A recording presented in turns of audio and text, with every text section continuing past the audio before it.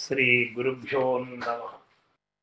సుజ్ఞాన దీపమును గురుగీతల నుండి ఈవేళ మనం ధ్యాన శ్లోకములలో 6-7వ శ్లోకములను పరిశీలన చేసుకుందాం.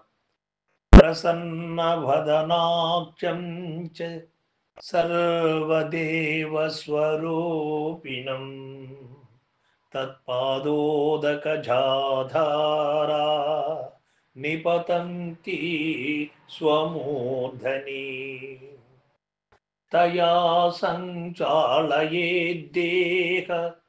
స్యాంతర్బాహ్యగతం మమలం తక్షణాద్విరజో భూత్వా ధ్యాయతే స్ఫటికోపమః. ఈ విధముగా సుజ్ఞాన దీపమును గురుగీతలను క్రమము తప్పక శరణాగతుడై అహంకార రహితులై గురుగీతలు అను ఔషధాన్ని సేవించినటువంటి వారు ప్రసన్న వదనాంక్ష, ప్రసన్నమైనటువంటి ముఖము కలిగి దేదీప్యమానంగా చూడడానికి ఎవరికైనా కానీ తనకైనా కానీ ముఖములోని ఆనంద బాష్పాలు వెలువడుతూ ఉంటాయి. ఇది సర్వదేవతా స్వరూపిణం అనగా సర్వదేవతలలో ఉన్నటువంటి శక్తి, సర్వ శక్తులు కూడా గురువు యొక్క ముఖార విందమందు ఉంటుంది. కావున గురుమూర్తిని సర్వదేవత స్వరూపమూర్తిగా సేవించాలి.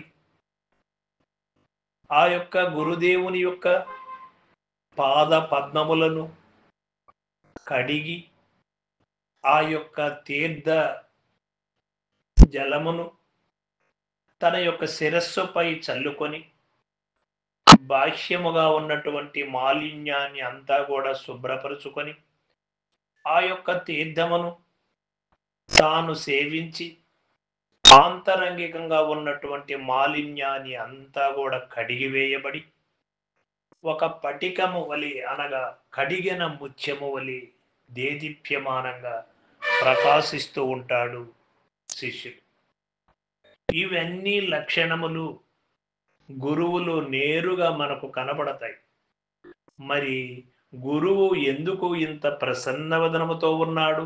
ద్వేషము లేకుండా, ముఖములో కోపము లేకుండా, ఎప్పుడు కూడా నవ్వుతూ ఆహ్లాదదాయకంగా అందరికీ కూడా ఆనందాన్ని ఇస్తూ ఎందుకు ఉన్నాడు గురుడు అంటే, ఆ గురువు కూడా వాళ్ళ గురువుకి ఆ విధంగా సేవలు చేసి శుశ్రూషలు చేసి తనలో ఉన్నటువంటి గురు శక్తిని మేల్కొల్పి గురు మేల్క పొందినటువంటి వారు కనుక గురుమూర్తి ఆ విధంగా దేదీప్యమానంగా ఉంటారు.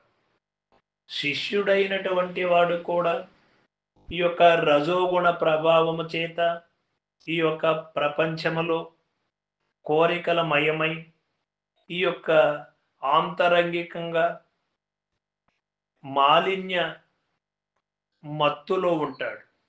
ఈ మాలిన్యము తుడిసివేయాలి, కడగబడాలి అంటే గురు పాదోదకం పరమ పావనం అవుతుంది.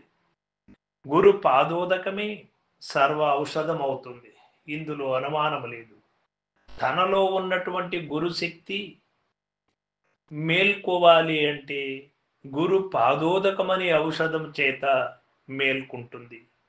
అప్పుడు తనలో ఉన్నటువంటి రజోగుణము వలన కలిగినటువంటి విపత్తులు అన్నీ కూడా రజోగుణము వలన నీకు తుఖ్యమైనటువంటి ఆనందములుగా తోయబడుతున్నటువంటివి అన్నీ కూడా ఏమీ లేదు, ఇది తుఖ్యమైనటువంటి ఆనందమే గాని శాశ్వతమైనటువంటి ఆనందము కాదు అనే భావన తనకు తానుగా తెలుసుకోగలుగుతాడు. ఇది కేవలం గురువు యొక్క పాదోదకము వలన, గురువు చెప్పినటువంటి మంత్ర మర్మముల వలన గురు పాద పద్మములను సేవించి గురు పదములను ధారణగా నువ్వు అనుష్ఠానము చేస్తే తప్పక నీవు కూడా దుఃఖరహితుడవై భ్రాంతి రాహిత్యము పొంది జనన మరణములకు ఇంతటితో సమాప్తి చెప్పవచ్చు. సర్వం సద్గురు పాదార్పణమస్తు. జై గురుదేవ.